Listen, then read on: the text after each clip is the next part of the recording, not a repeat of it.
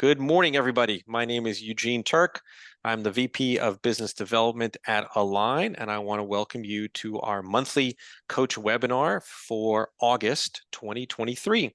Hope everybody's doing well, and thank you so much for joining us today. This morning, we are thrilled to have Jane Weddle with a presentation on working smarter, not harder, unleashing the power of the positive intelligence operating system.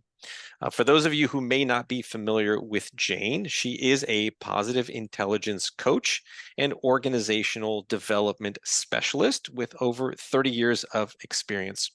Jane focuses her coaching on coaching individuals, groups, and teams who want to play a bigger, better, or newer game on their individual teams and within their on their own terms. She has worked within and with leading Fortune 500 companies, government agencies, nonprofits, and small businesses in a variety of industries over her career. She is a lifelong learner. I think she holds more coach certifications than anyone I know. And she also holds a master's degree in organizational development, plus a few other certifications that she's obtained from her work and life journey. We are honored to have Jane present for us this month. As you may have noticed, this webinar is going to go a little bit longer than our usual 60 minutes and will be a little more interactive since this is more of a back and forth that Jane may have with some of you during the course of this presentation. Hopefully you all received an email either before this webinar or perhaps even this morning with some links to a personal saboteur assessment and have had an opportunity to complete that. Also a Work Smarter, Not Harder workbook and a PQ experience sheet. If you have not, I will add those links in the chat momentarily. Again, thank you everybody for attending this Align Coach webinar, and I will now turn the microphone over to Jane. Morning, Jane. Morning. I want to thank Align for letting me join, and thank you all for coming, and let's get started. So some of you may have the workbook downloaded, and if you don't, it's okay. I set it up in which you'll still be able to get a lot of the nuggets that were in the workbook. So all is good. I'm going to go ahead and get started. All right. My PowerPoint does not want to budge. Well, that's not good.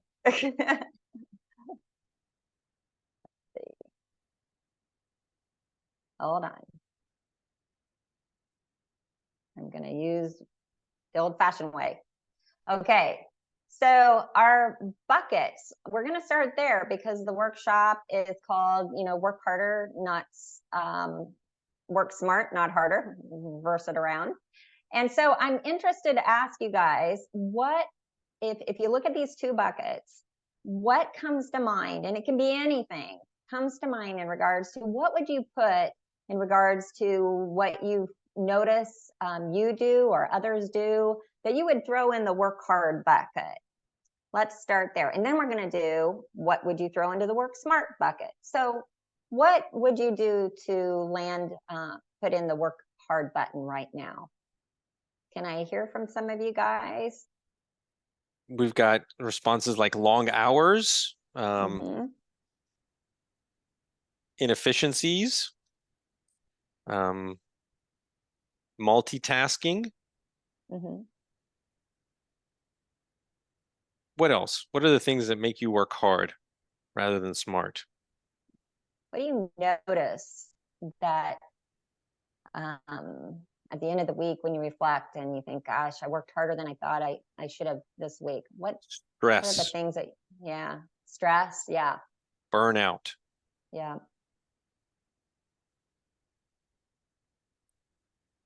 all great ones. So what would you put in the bucket of working smarter? What things would you throw into that bucket? What are the things you notice that you've done lately that you would put in the work smart bucket? So we've got answers like delegation. Great. Planning ahead and prioritizing. Using AI is one that I would throw in there. Yep. Effective time management, saying no to non-essential items. All great answers. Yeah, great. Okay, let's move forward. Hold on. So your quest, one of the things that is you were given a handout and want everybody kind of work through something during this time. So I want to ask you in regards to if you had to just take a couple minutes and reflect, what would you choose to transform or accomplish in your life, work or personal, to get you from where you are to where you want to be between now and the end of 2023? Just with the time left in 2023, what would you most like to accomplish or transform? And don't let the word quest scare you. I started thinking about that, and quest can seem broad. It can be something small. It's whatever you want. But what would you like to use to work through during our time together today? Just go ahead and jot down a few things on a piece of paper, or if you have your workbook printed off, feel free to do that. So I'm going to just pause for a minute and let everybody do that. Meeting sales goals for the year was one response so far. Great. Yeah, I was going to then ask you to throw them in the chat.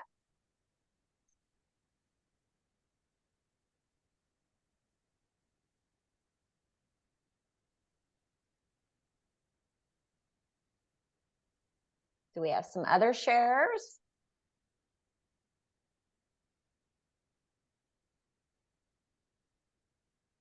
Eliminating busy work and spending more time on reflection, planning, and meaningful activities. That's a great one. Thank you, Jody. Mm-hmm.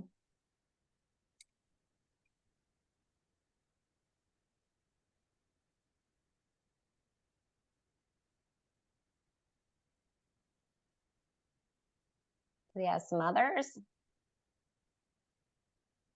Okay, I'm going to move on to the next question. Just keep reflecting. Learn the lessons of 2023, implementing change. I saw that one pop up on my other screen. So when you reflect on what you want to do between now and the end of 2023, what are some of the kind of net negative thoughts or fears or emotions or feelings you're experiencing about this quest? Are there any, and it can be any thought really, and then you can decide, do they tend to seem more net negative thought or more of a positive thought? But what are some of the thoughts that are rolling through your head about executing this between now and the end of the year? And I just said there's not enough time to get it done. I'm jotting down a few things I'm hearing people say.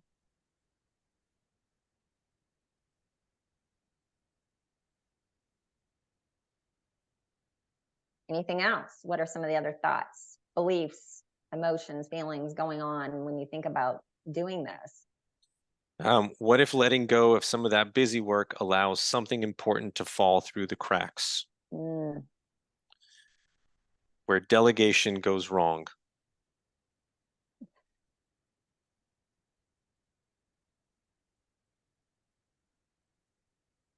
Anything else? Okay, prioritizing time to focus on a single task. Okay.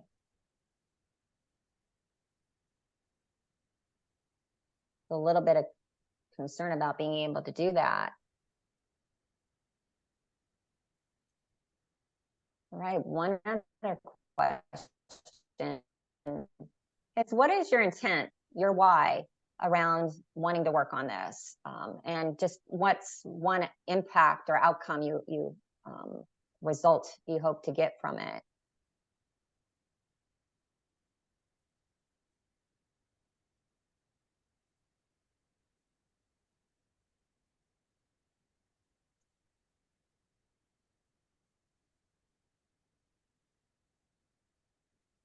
Staying positive and productive.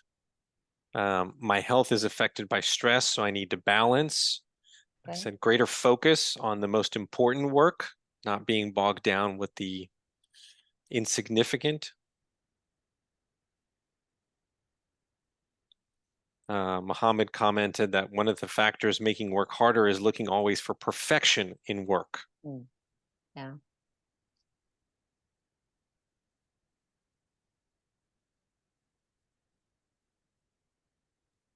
All great answers.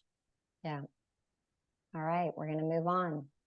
So the journey we're going to take, I'm going to briefly spend a little bit of time, not a tremendous amount of time, research on just the research and brain science behind the positive intelligence framework that is kind of weaved throughout this whole workshop, and then saboteur discovery and power of self-command. We're going to have some fun there, and our sage powers, and then basically some wrapping up and some Q&A with Eugene. So I want to start out by just briefly showing this is a pretty broad level of our brain. And I'm not going to go in depth about our brain, but I am very fascinated by how our brain works, because it may take up only 2% of our body weight, but it requires 20% of our energy. It's on all day. And there is parts of our brain that work for us, and there's parts of our brain that work against us. And I love to start here because positive intelligence framework is a lot about how our brain works, and shifting our brain from, you'll see here, survivor brain right here, to PQ brain. And we spend a huge amount of time on our survivor brain. It's the place that where we most gravitate towards. The PQ brain, it's also known as your executive brain, is our newest part of our brain. It's our prefrontal cortex. And the survivor brain is where your saboteurs are fueled. The PQ brain is where your inner sage powers, your sage perspective reside. And our survivor brain generates success. Our saboteurs we can say, generate success for us, yet it's how it generates that success for us. I heard a lot of you mention stress and anxiety. And people are successful with stress and anxiety, but yet it wears us out. It makes us tired. It takes a lot of energy to function that way. But also, the one thing about this is that we don't tend to have sustained happiness. The other side is it generates the highest performance for us, and it creates sustained happiness when we work more from our prefrontal cortex, our PQ brain. Our survivor brain wants to motivate you through negative emotions: fear, stress, anger, guilt, shame, insecurity, all of those negative emotions and feelings that we have, where our PQ brain motivates us through empathy, curiosity, discovery, innovation, purpose. It's when you hear people say they're in a state of flow, they're operating from the PQ brain. And what you want to do is you want to try to, you'll notice the arrows going back and forth. We want to downregulate our energy of our survivor brain, and we want to upregulate the energy of our PQ brain. Any questions briefly on that you have without getting too in depth? Makes sense? Yes or no? Just put in the chat.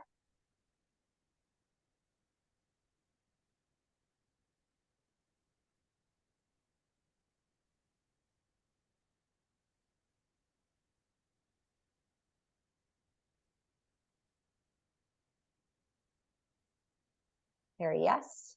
Okay, great.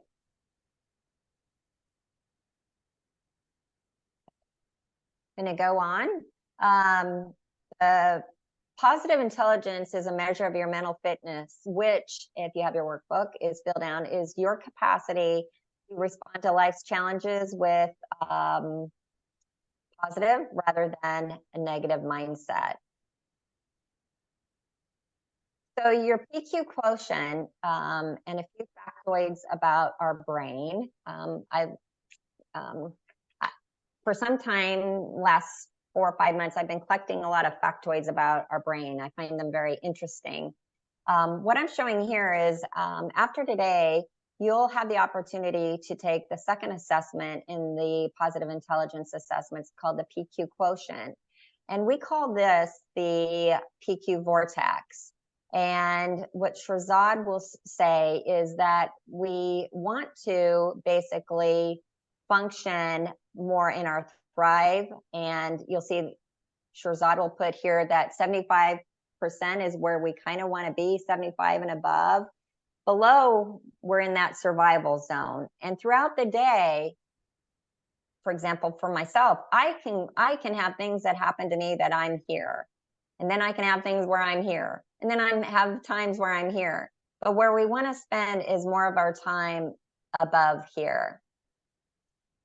And so a few brain factoids that I like to share with people is, and if you have your workbook there, I have one of them, that of the daily thinking we do, 80% falls into what they consider the net negative bucket versus positive thinking. And then another factoid is that 95% of our thinking is often repeated. Our thoughts are often repeated day after day after day. So a lot of research out there tells us that we have like 12 to 70,000 thoughts in a day. That's a lot. And of those thoughts, 80% plus are in the net negative. We're just pre-wired as humans based on our ancestry, et cetera, to have a negative bias. And that is often what gets in our way. Any thoughts about this? Anybody have any thoughts about this? Can I hear from some of you?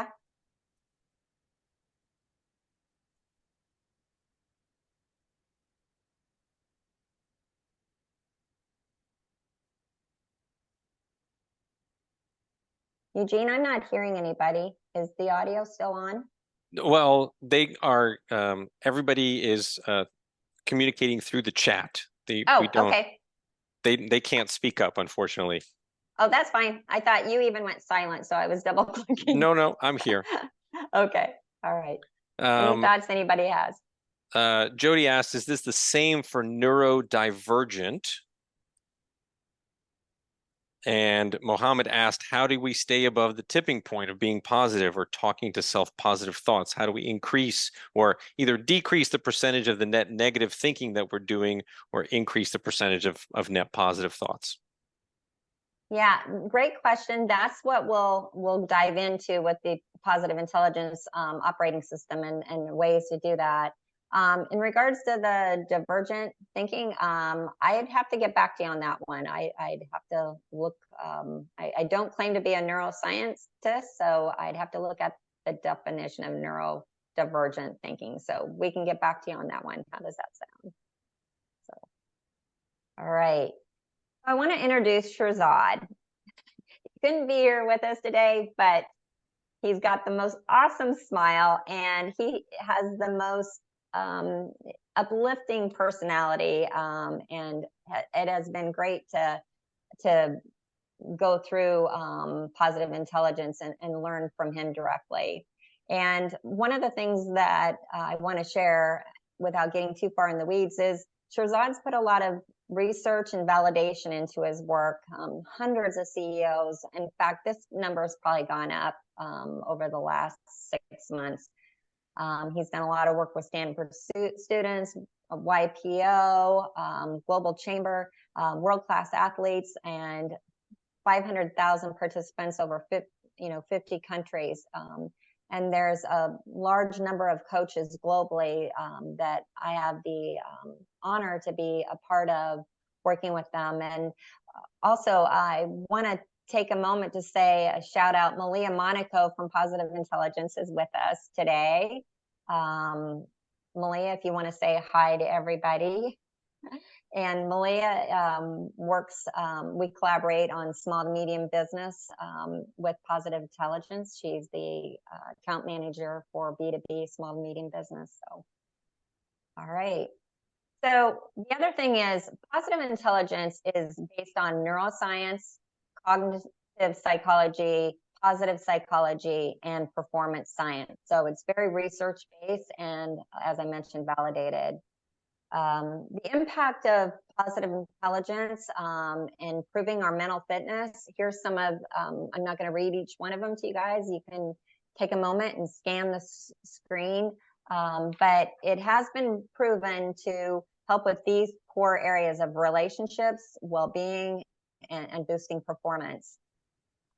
And I was trying to think about the best place today to kind of share my personal journey with positive intelligence. And it kind of hit me today as I was getting my laptop set up and my cat put into the bedroom so it wouldn't attack me during my webinar, because my cat likes to be involved in the webinars or on Zoom whenever I get on Zoom. But I thought this would be the best place to share my why. And I've been thinking about it for several months, and I've had many thoughts that came to mind. But if I could share up to 10 reasons, I could probably share up to 10 reasons of both my personal and professional journey with PQ.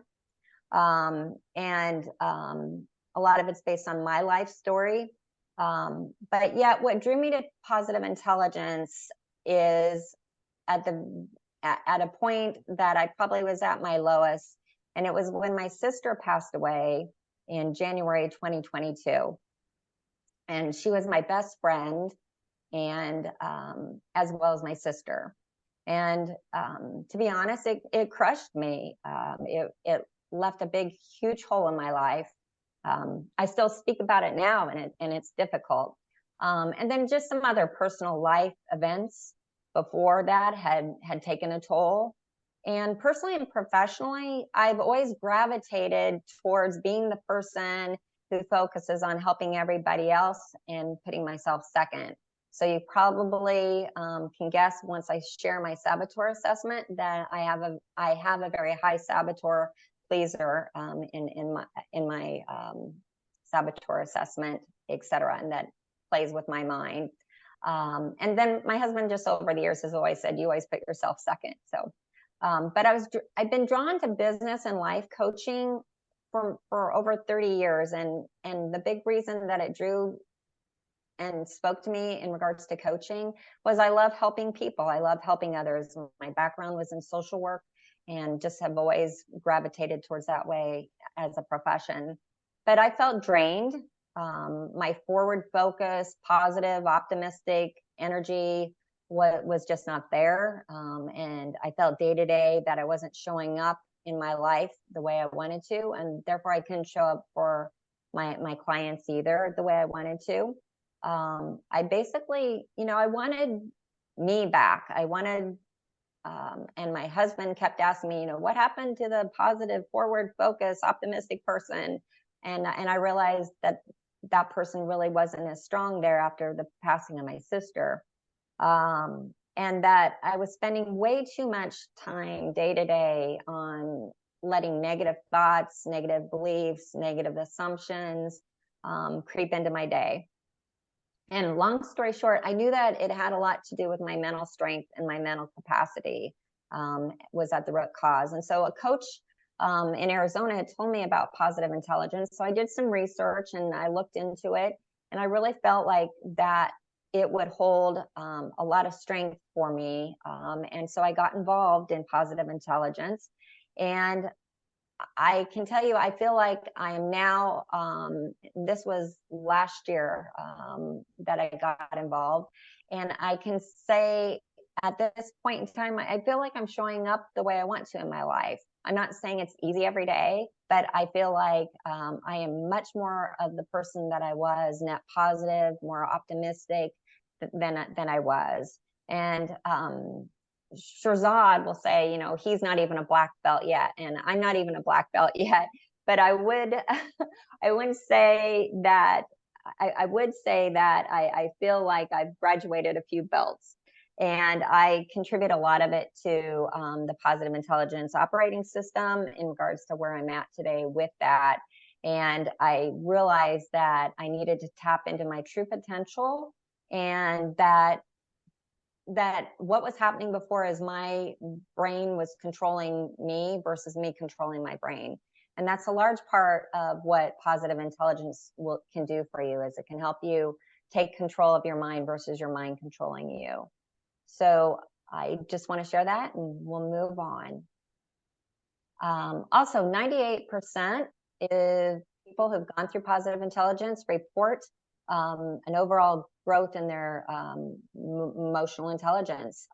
And that is a big factor. There's only 3 core muscles at the root of mental fitness, according to Shahzad's factor analysis research. And one is the saboteur and interceptor, the sage power, and the self-command muscle. So now we're going to go into saboteur discovery. All right. So the master saboteur that we all have in our survivor region of our brain, if you remember that picture of our brain, is the judge.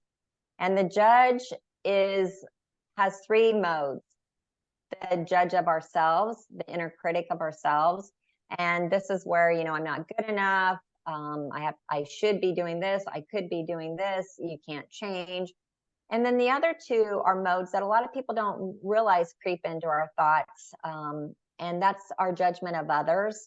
If you think about in a day, how much time you spend, having thoughts and beliefs and feelings about others. So that's another mode that the judge saboteur plays with us. We look at other people and say they have it better than us. They have it easier than us. But we also do something with others that what I refer to as the doofus principle. And the doofus principle is one in which that we have a belief about somebody and we never see them any other way, just through that lens that we see them, because we've doofused them. And the judge plays a big part in having us doofus other people and not see the changes that they have made or could make, etc. And we make assumptions. The other mode of the judge is judgment of events and circumstances. That success is, dependent on these things, or I'll be happy when this happens in my life. And the last one, a lot of people will ask, assumptions of these involve you or don't. I kind of threw that in because you can look outside of events and circumstances that you're not a part of and judge them. And it can take your energy and can cause you stress. But you can also be involved in an event or circumstance and make assumptions in regards to how they affect us. So what I want to do right now is pause and have you take a few minutes and ask yourself, how is your judge showing up in regards to the quest that you want to work on? What do you notice in regards to how your judge is showing up in regards to your thing that you started out with at the beginning, your quest? Does anybody want to share? How do you notice your judge showing up, either in any of the modes? If anybody would like to speak, just raise your hand and we can certainly unmute you. If you have a particular response that you'd like to provide. Or Jody says, don't you dare make a mistake. That's her judge. Thank you for sharing. I get that one a lot from mine. What else are you guys hearing? The voices in your head. That's what the judge is. It's those voices in our head that we don't speak. If I don't make my sales target, then I'm failing my team and my boss. Mm-hmm. Yeah. What else?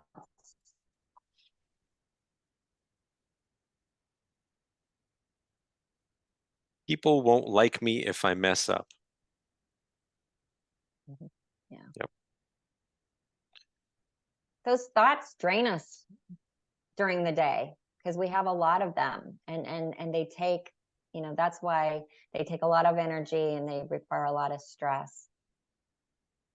So the judge uses 9 accomplice saboteurs that Shahzad has identified, and we're not going to go in depth on them today with the time we have. But what I love about Shahzad's graphics of the saboteurs is that I can show these pictures to my clients without showing any words.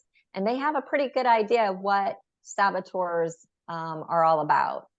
And so you've got the controller saboteur, basically that saboteur is trying to make sure that you control everything and anything that you're dealing with in regards to any of those modes.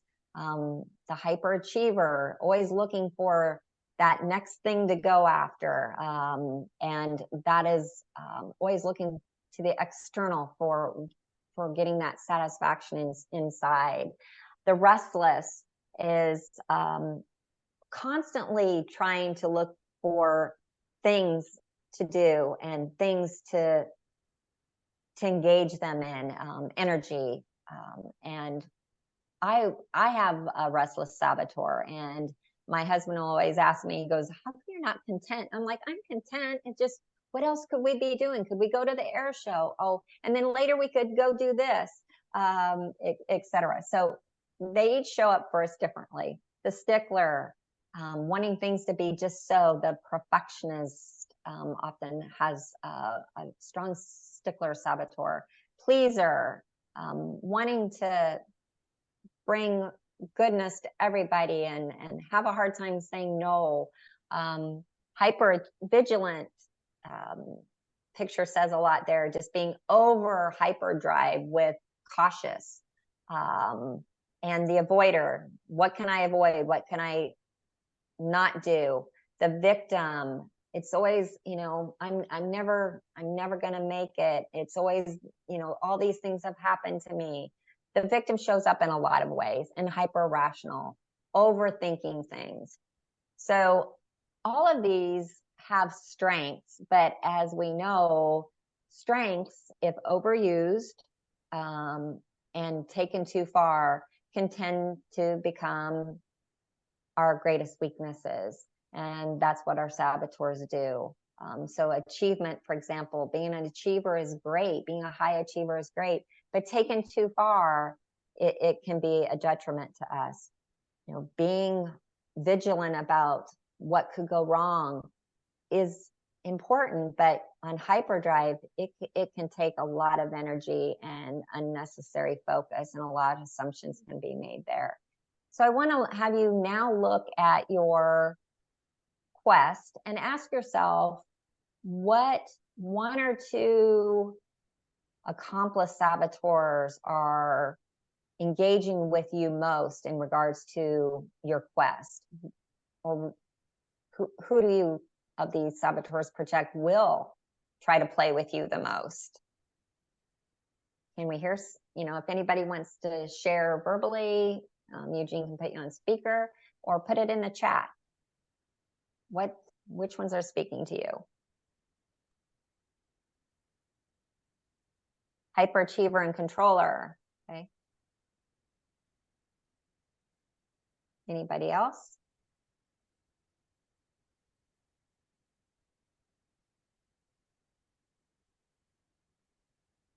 Malia, controller and restless.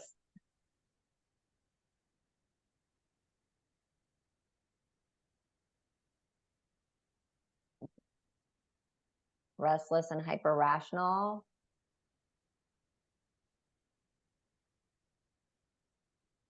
Nathan, thinking too much about the past and not focusing on the good that can come from the future. Yeah. All great shares. Thank you, guys. So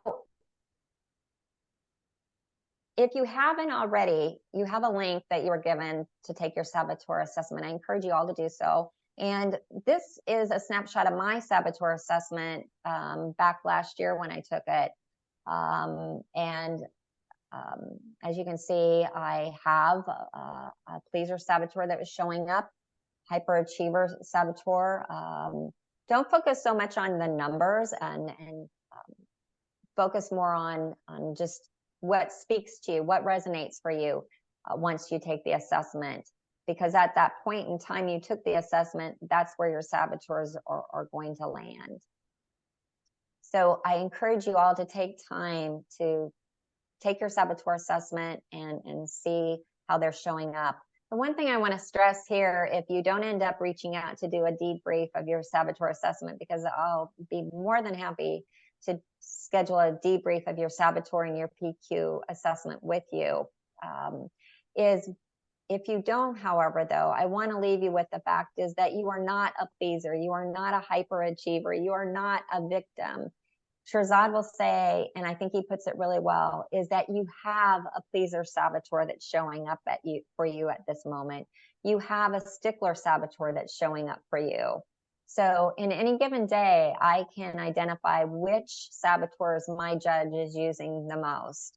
And it's about noticing. How we conquer and our saboteurs is the first step is to notice them.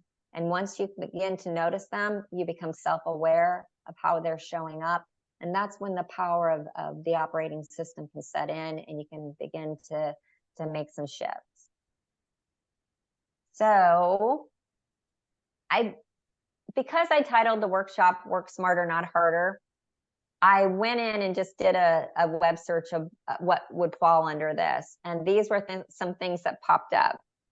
And there's probably 10 more that you can put in here. Now, I want to say that when I put this together, I had thought about the fact that work smarter, not harder can mean a lot of things to different people. And I'm going to touch on that in a moment. But these have a lot to do with how to get things done in regards to working harder, not smarter. Work smarter, excuse me, not harder. Tongue twister there. However, I want to ask you, which ones of these have you tried? Any of these that you have tried and been successful at? Any that you've tried and you gave up on? And if so, what's the reason? Do you think you gave up on them? When you look at this list, have you tried any of them? Or is there one you would want to add to the list? Again, Eugene's offer is still out there. If anybody wants to come on and voice and speak, we'd love to have you. Feel free to raise your hand and I will unmute you.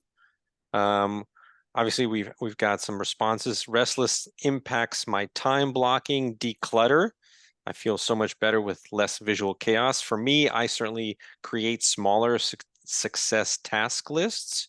If I just identify a few things that I want to get done in the day, and then at the end of the day, if I've done those, it's certainly a great sense of achievement. Yep. Internal energy clock, use it and always did. Mohammed. That's great.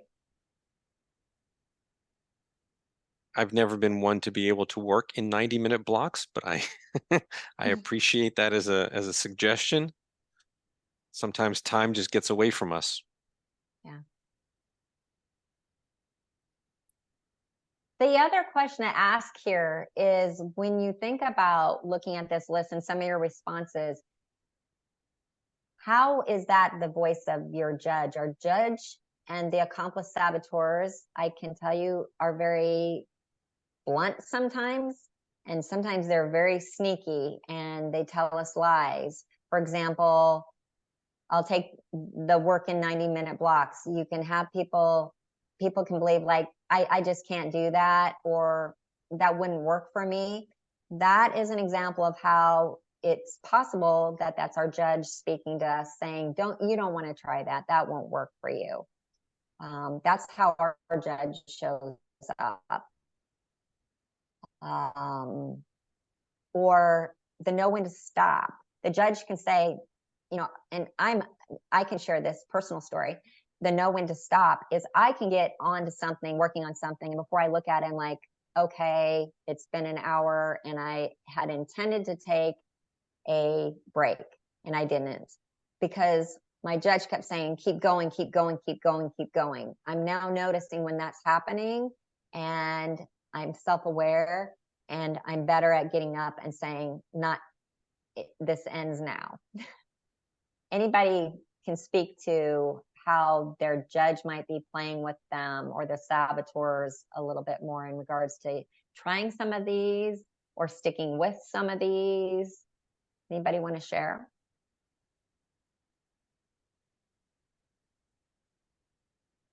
I think there was an earlier comment about when delegation goes wrong. So delegating more, the judge would say, well, by delegating more, you're creating more of the risk that something may fall through the cracks or something actually doesn't get done rather than you handling it and doing it yourself.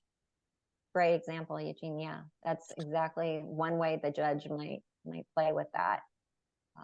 Judge plays a lot with delegation. Yeah.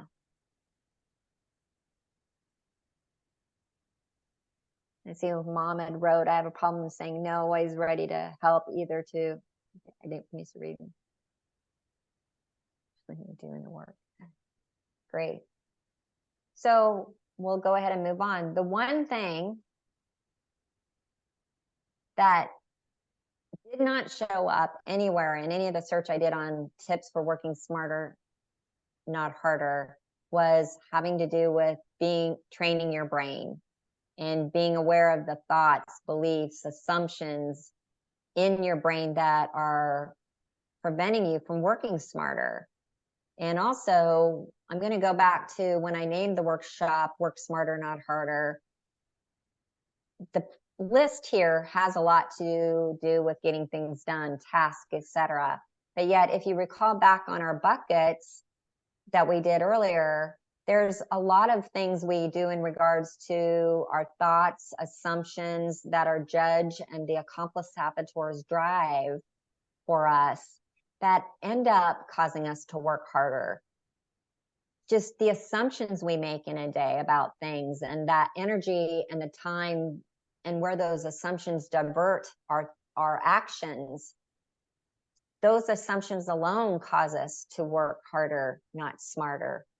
And so our brain, it goes back to the slide I had on the brain, knowing our brain and being aware of how our brain is operating and all it does is so vital to our mental health and our ability to work smarter. 95% of the time, we are on autopilot as human beings. That means 5% of the time, we are working out of our conscious capabilities. But 95% of the time, we're on autopilot. We're working unconscious. So to make the shifts that we want to make in our mental fitness and regards to working smarter is we really have to become conscious of and self-aware. And that's truly what's going to get us from where we are to where we want to be. So the power of self-command. I have a question for you guys. Is pain good for you? Anybody put in the chat their thought? Is pain good for you? I want you to visualize that your hand is on a hot stove right now. And is pain good for you?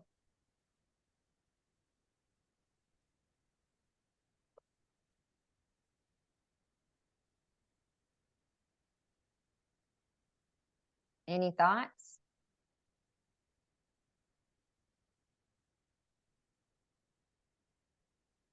Doesn't feel good. It's a signal.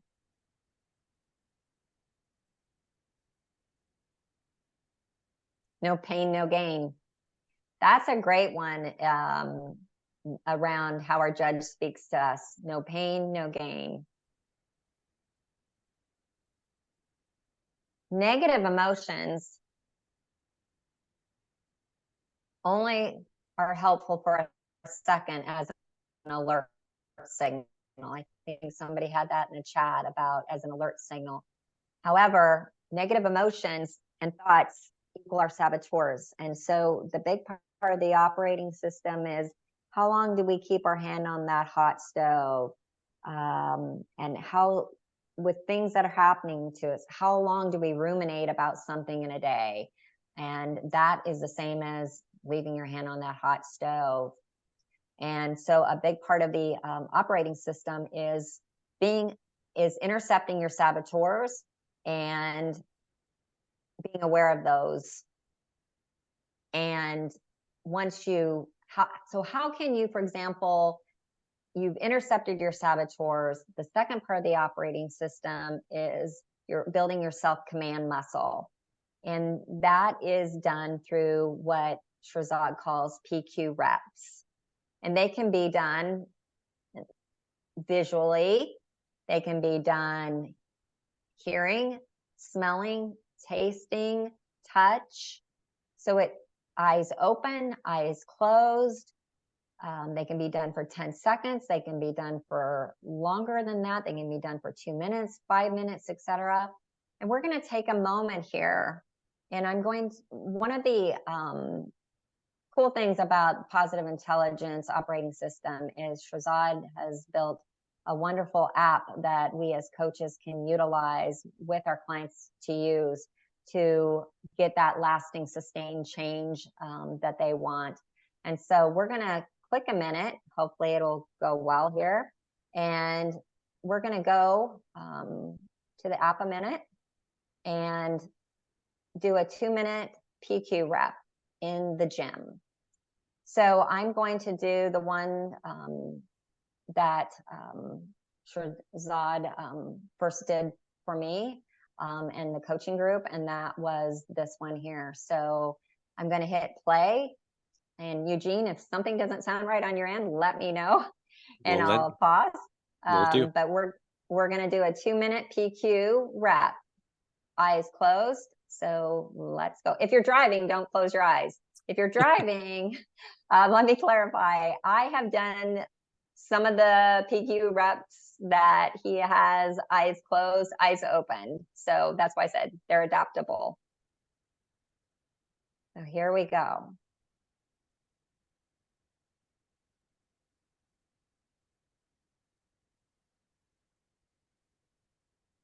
Jane, we are not hearing anything yet. Ah. Okay, well, that's not good. I had the auditory set up. I'm wondering why that's not working. I'm going to try something else here. Hold on a second. Bear with me, peeps, everyone. I am going to stop share a minute, if that's okay.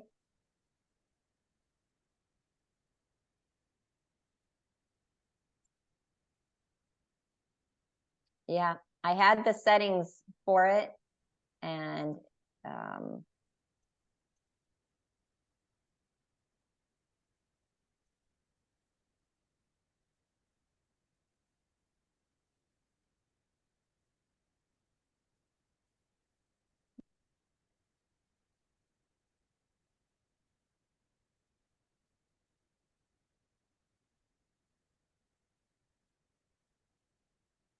I apologize, everybody. My laptop is not letting me select sharing the audio.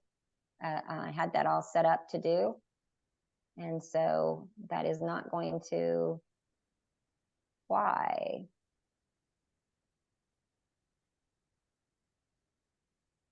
I'm going to try one more thing.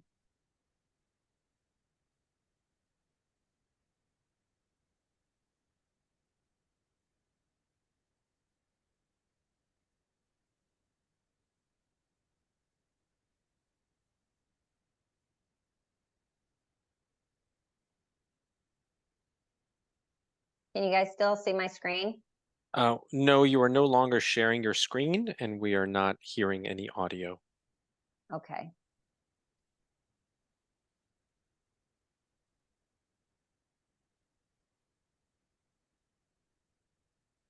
Sorry about that.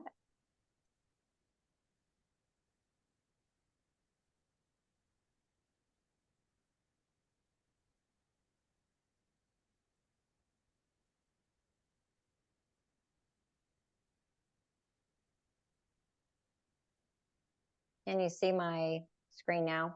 We see your PowerPoint actual, if you want to go to presenter mode. Yeah, I'll go back to presenter mode. It went Perfect. out. I'm going to have to go forward a little bit. So when in doubt, adapt. So hold on a second, everybody. I'm not sure why it will not let me click my audio back on for the share screen.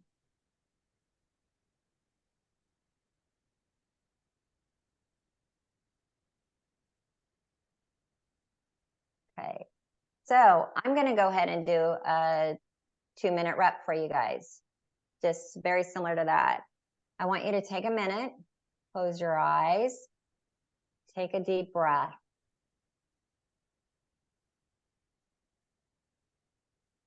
And I want you to take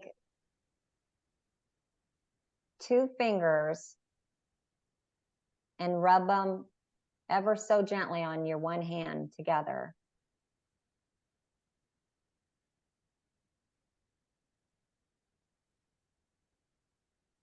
And if a thought enters your mind about something other than being present right now, just notice the thought and go back.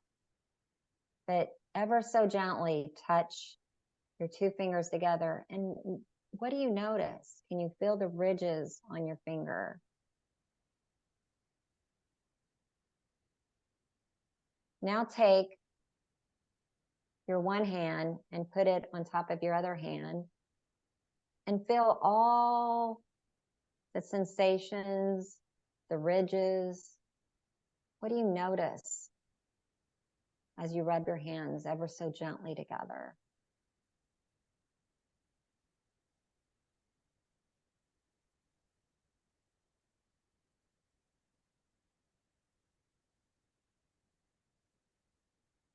Now, put your hand on your stomach and breathe in and breathe out.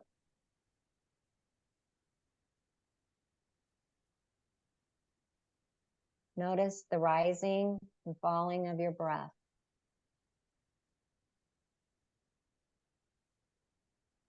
As you breathe in the air, what do you notice? As you breathe out the air, what do you notice?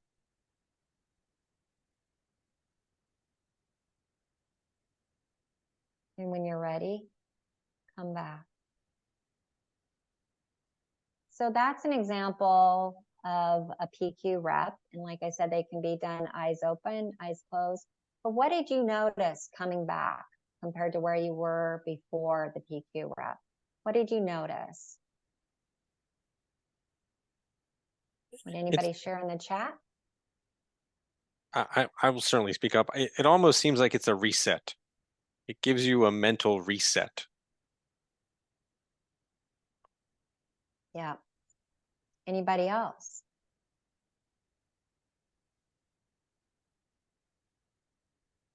Jody says it took her out of her monkey brain and back to her body. Great. Yeah. That's what it's intended to do. Yeah. Anybody else? It's like practicing mindfulness. Yeah.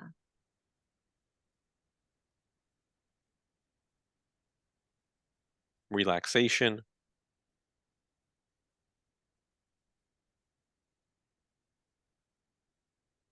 Grounding. Recharge. Yeah. Great shares. So one of the things in working smarter is getting, and of the operating system, is intercepting your saboteurs, noticing when they're there, and then PQ reps ritual, making it a ritual to do them, to build your battery, to build that charge. Because if you go back to the brain, our prefrontal cortex, our PQ brain, it generates a lot of great chemicals, where our survivor brain functions a lot off of cortisol. And cortisol can actually stay in your brain and body system way longer than the other, what's considered the happy chemicals. And so what PQ reps help really do is they recharge those chemicals, and they also help create in our brain new neural pathways, and build up the gray matter in our brain to bring the strength to our PQ brain and lessen the strength of our survivor brain. So it's a very This is a very foundational and powerful component of the PQ operating system. Some people will ask a lot about like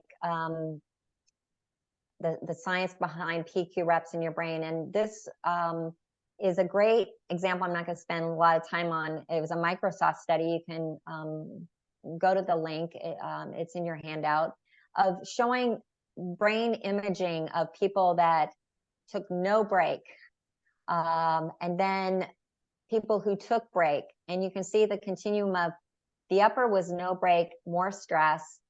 And with breaks, PQ breaks, for example, it produced a lot less stress. So it just validates the validity of the power of PQ reps in regards to switching from saboteur brain to PQ brain. I just like to show that. So SAGE powers, last part of the operating system, is, I call it the fork in the road. These are an example. We have a lot of these going on in our brain. We have neural pathways, and we have a stimulus, an event that happens.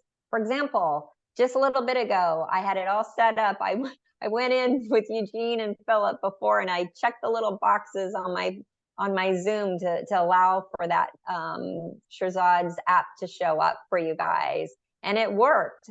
Never went back and untouched them. That was an event, a stimulus that happened. And my neural pathway could have been to look at, oh, this is bad. This is a bad thing. And I could have just dwelled in that. It could have taken over my energy and etc.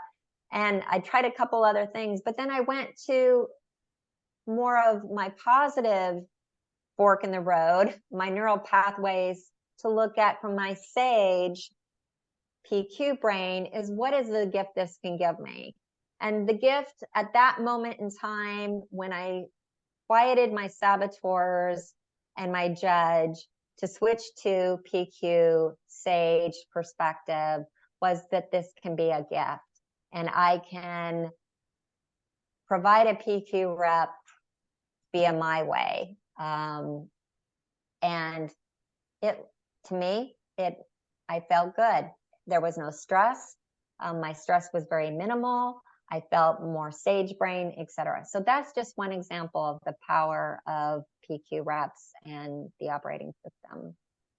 So every day we have a choice when that stimulus happens, and then they create a decision, and then we have a response. And what is the response that you're going to choose to take? Because it is about choice. We can choose to take a survivor brain approach, or we can choose to take a PQ brain approach. Any thoughts on that?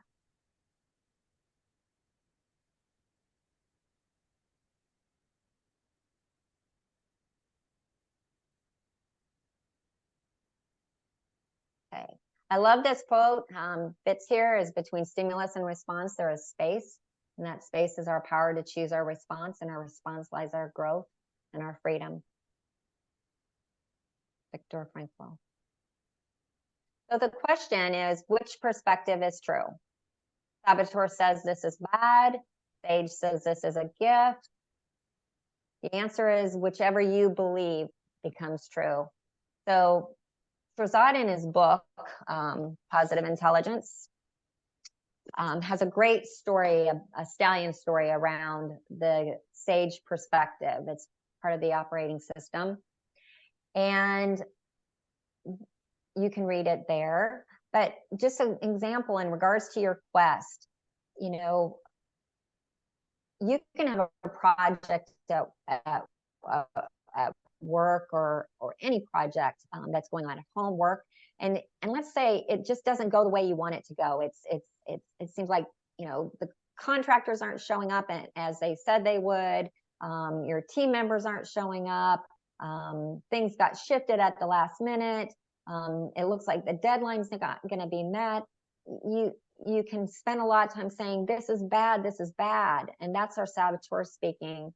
However, if we look at a SAGE perspective, we can look at, you know, what's the gift that that I can gain from this moment? And we're going to talk about that.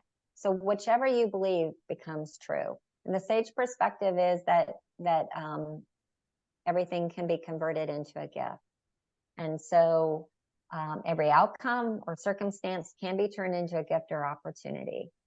And there's the gift of knowledge, the gift of power, and the gift of inspiration. So if you just look at your quest, what is a gift of knowledge that you can grow from working on your quest? What is a gift? What is a power that you could grow within you around the quest that you want to work on? What is something that working on your quest is an inspiration for you? What's the gift of inspiration from following through on your quest by the end of 2023? What could be the gift of that? I want you just to take a minute and think about what are the gifts, and it can be just one thing or opportunity from this quest being successfully executed by the end of 2023. Just explore. Or if it doesn't go well, looking forward, let's say it doesn't go the way you want it to go. What's the gift of knowledge from that experience? What's the gift of the power gift that you gain from making an attempt at it? And what's the inspiration for moving forward?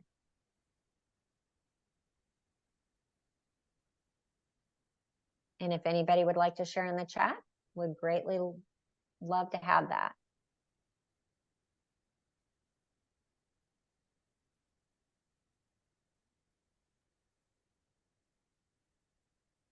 Jane, do you mind explaining a little bit further the gift of power?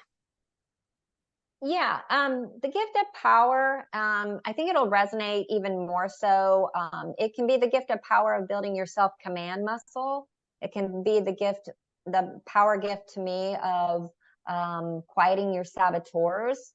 A lot of the gift of power functions around, to me, and which I gained from Shazad, is around the power games that are coming up next. In regards to this, there's 5 sage powers. So I will show those a little bit, and those will resonate even more. But does that help you? It does. Thank you.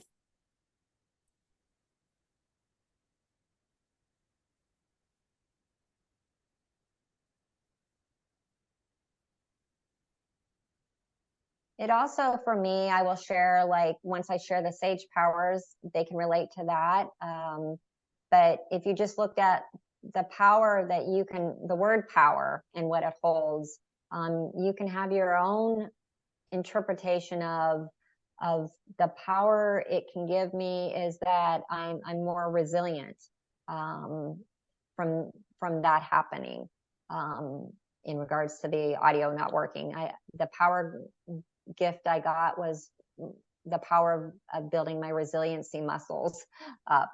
So you can make your own meaning making of that too, but it does fit with the sage powers. So how to work smarter, build your sage powers. So again, this is going to be an overview, but there's 5 sage powers in the operating system. And the first one is empathize, and the power game with that is visualize the child. And it's basically about being willing to, give yourself grace, deep understanding of your feelings, needs and desires of others, but also of your own.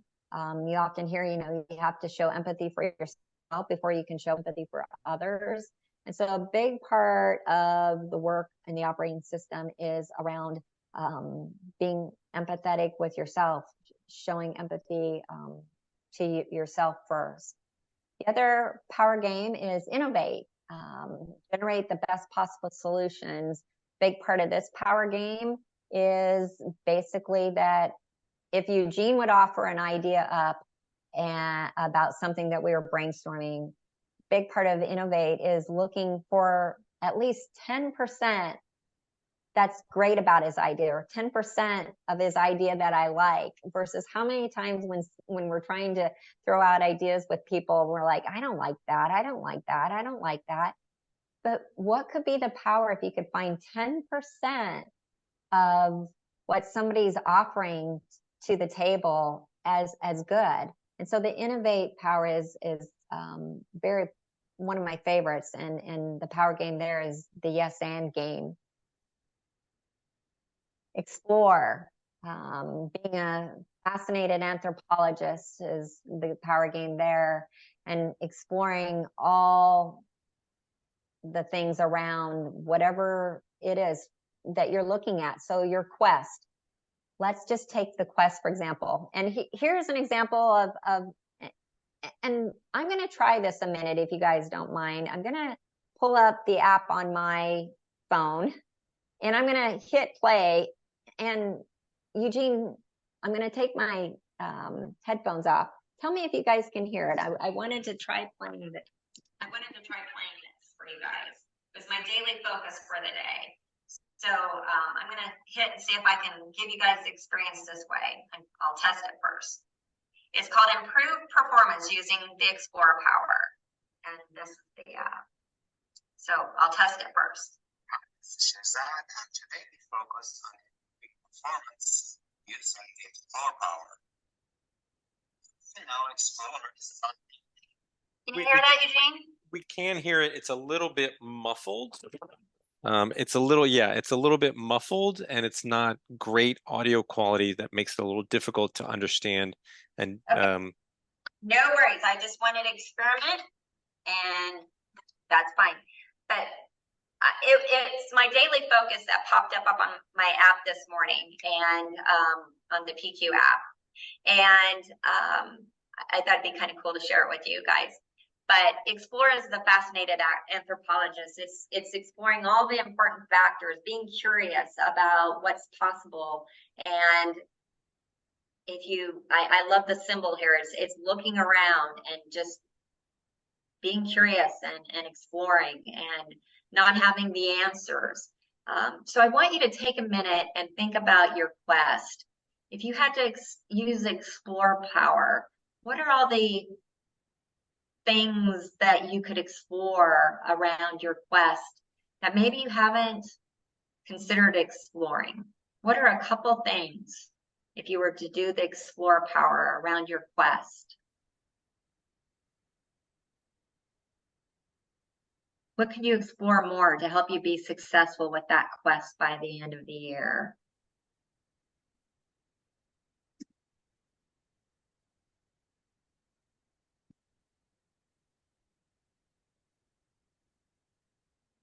Does anybody want to share?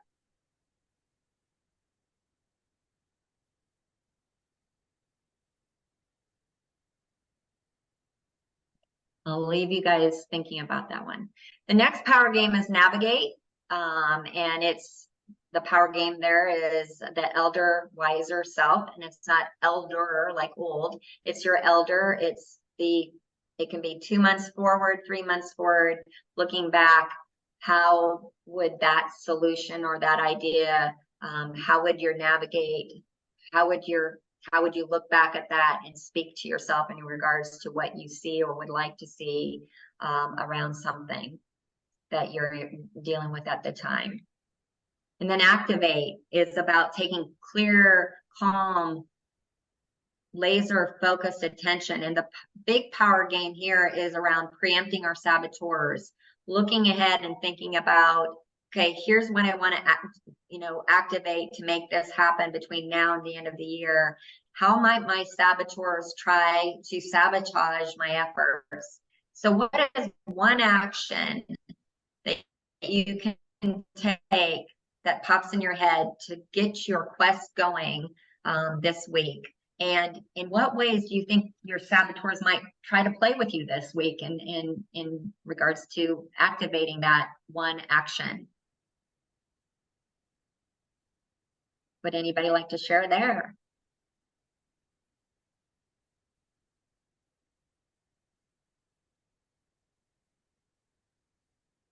Do something that I'm not comfortable in doing now. Take one small step and hold yourself accountable. Great. So for example, how might your saboteurs try to play with you taking one small step this week? How might they show up and talk you out of taking one small step? That's how they try to play with us. So how can you preempt that? What is your contingency plan, your prevention plan from letting them take you off track? I'll leave you with that.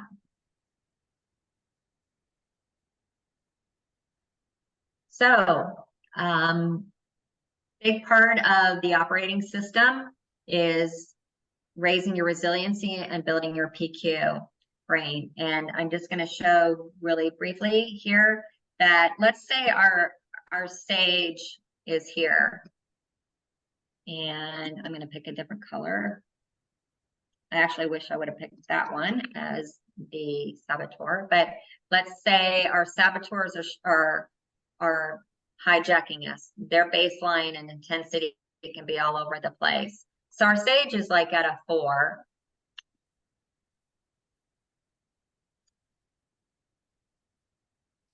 But as we increase our mental muscle through the operating system and we build our interception of saboteurs, we do self-command, the PQ reps throughout the day at the beginning of the day to build up our PQ brain muscles. And we raise our PQ level. You can see your saboteurs have less ability to hijack you through the day. So as you build your PQ brain, you're building your resiliency, and building resiliency is a big key to helping us work smarter and not harder. So I want to leave you before the Q&A with what would be different if you were able to be more in command of your mind. Anybody want to put something in the chat? What would be different if you could be more in command of your mind versus your mind controlling you? Love to hear from you guys. Don't be shy.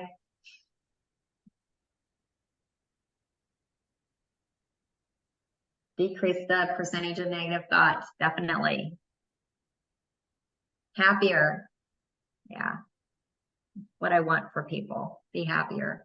Better choices, more clarity, flow would be achieved without disruption. Great. More productive, connected without burnout. Yeah. We want to do away with burnout. Great.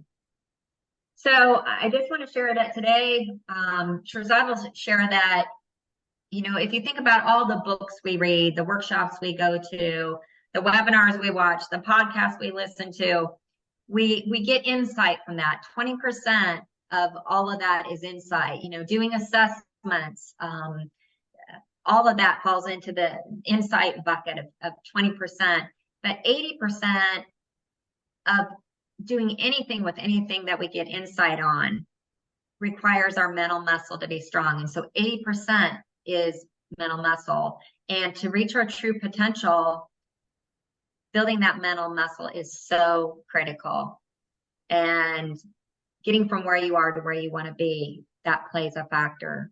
So I know that Align, we're going to reach out with some post follow-up stuff.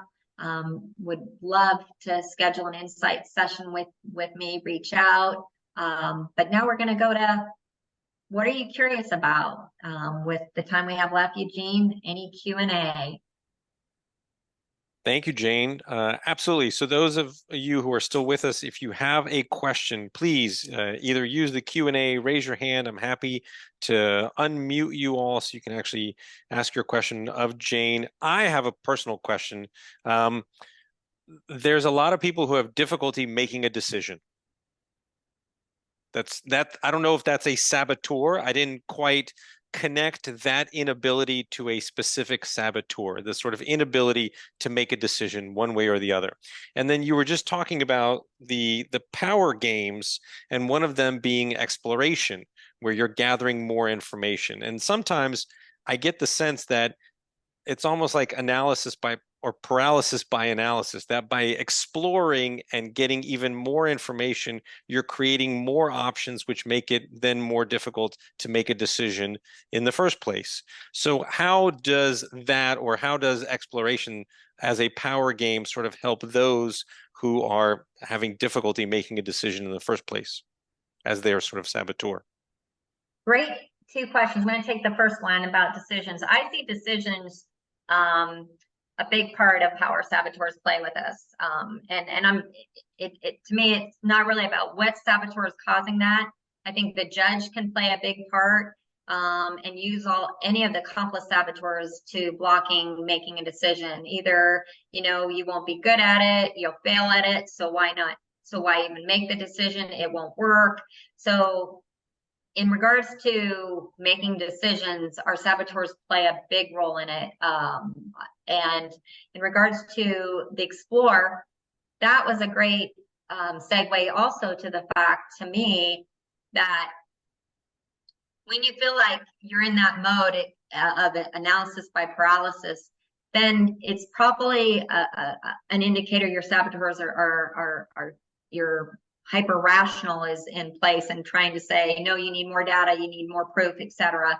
So I think noticing that your hyper rational is playing a part in that, and it's, again, it goes back to noticing what are the thoughts, feelings, and beliefs I'm having in regards to why I'm exploring. If you feel like they're coming from that hyper rational and those thoughts are really feeling a little stressful, a little negative, that's usually an indication that you're working from your survivor brain. When you're working from explore power, you're feeling energy. It's linked to your emotions and your feelings you're having, and that's the best indicator if you're exploring from sage powers, is the emotion and feeling you're having around the exploration, versus the minute you start feeling like this is tiring me, this is draining me, then that's probably an indication, Eugene, that your survivor saboteurs are taking over that exploration and making it not what the power game is intended to be. Did that help? It did, yes, absolutely. So we have a question. Hilditch, I'm going to allow you to speak. So if you'd like to ask your question, please go ahead. Yes. Thank you, Jane. I hope you can hear me. So yeah, my question is about, there is a lot more interest in neuroscience in general. Is it because we are naturally evolving as humans, as a species, that we are more interested in it? Or is it just because science has managed for us to know the brain better? So it's really just more consciousness around this part of our brain that is actually there that we didn't know before? Or do you think we are actually evolving? Well, Hildredge, I'm going to take a coach approach there. I think you did excellent at answering the question. I think it can be a lot of things. I'm not a neuroscientist, but I can tell you from the podcast and just the history that I've followed over the years, I think it's just more science is being done on it and more focus on how our brain works and how it's changing. I think it's there's not one contributing factor to it. I think there's multiple contributing factors to it, and I think you named several of them. And I think people are I think going through COVID had a lot to do with people becoming aware of how much our mental fitness and our brain. So I believe there's a lot of contributing factors, and evolving more as humans is one of them. But I think science is evolving, and I think more people are seeing, not putting a stigmatism on looking at our brain and how it works. People always seem to put that with, counseling and therapy. And so I think that evolves. I think there's a lot of contributing factors. Great question. Did that help? Yes, thank you very much. Thank you. I need to get the book. It sounds like that's the answer. Get a bit more information. Yeah, the book is great. It'll give you great insight. However, as Shirzad will say, the operating system and experiencing that will help build that mental muscle for you. Thank you. Thank you. Jane, I also wanted to raise the point that there was somebody, Jody, during the webinar who took the assessment and who commented that very different saboteurs showed up from the assessment than what Jody would have expected. And that the point was that they not only sabotage, but they even hide themselves from us. So just to hear your thoughts on, the things that we think are holding us back may actually not be the things that are holding us back. There's actually other things that are more underlayered that we don't even realize that are sabotaging our success. Yeah, I mean, to speak to that, that's the reason why, like when I pulled up the assessment, I tell people don't focus on the scores. Look at right now what's resonating for you more, because when you took that assessment, that's where you were at that point in time. But when you looked at your results, you might have been at a different point in time, and some saboteur might have been resonating stronger for you. So it's really important to look at what speaks for you, but just be self-aware that those others may be there and it's a blind spot. Because in the coaching I do, big part of coaching is uncovering people's blind spots, and we definitely sometimes don't want to see the things that are blocking us. So twofold.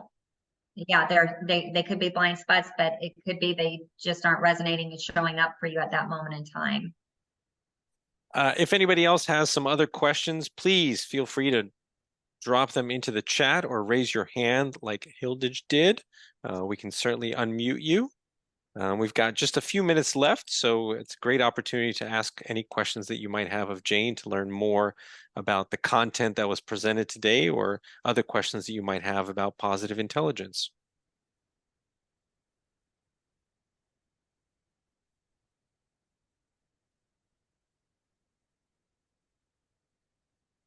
I want to thank you all for the opportunity and your engagement.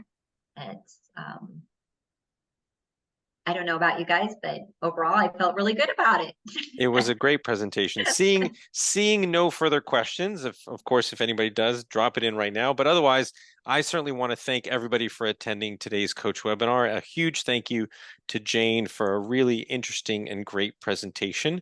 I think she had just posted her contact information. You can reach her at Jane Weddle, WEDDLE at Outlook.com. There was a question posed, Jane, how long does it take to get proficient at this? I think you had even commented that you were still not a black belt at doing this yourself. So how long does it take to sort of get really good at this type of thinking? Well, Shirzad will even say, and he's been doing the work far longer than me, that he's not a black belt yet. The PQ Foundation is 7 weeks, and there's different packages that we offer positive intelligence, and I think through Align we're gonna maybe share a couple of those. So it's 7 weeks of immersive, hitting it hard, in regards to if you're going to the gym, you're hitting it hard for 7 weeks. But that's just the beginning. I mean, Shirzad will say at that point you're probably at the end of that, based on the work that you do and the effort you put into it, and you'll begin to build that mental muscle. We can actually, on imaging at the 7 weeks, Shirzad's able to show that the MRI imaging and your gray matter is beginning to shift, and your mental muscle is beginning to grow. And on the app, what I try to do, there's a little, not going too far in the weeds, a way you can measure your mental muscle. And I try to have all my clients strive at the 7 weeks to get their mental muscle on the app up to 300. And so that's the start. And then you want to continue with PQ Grow, and some other things from there. I imagine it's a lifetime journey of transitioning from that surviving mode into our sage powers and thinking more positively. Yeah. Great. As always, for those of you who are Align users, you certainly could use the Align software to help set some goals, set some targets for yourself on things you want to achieve, set some small tasks that you can hold yourself accountable for to hopefully achieve those targets and goals, and we encourage you to do so. Thanks again. We hope that you will join us for our next coach webinar. Till then, we hope everybody has a wonderful day and a great rest of the week. Jane, thank you so much for your time. We really appreciate it. Thank you, Eugene. I appreciate it. Thank you. Thank you. Be well. Thank you, everybody. Bye.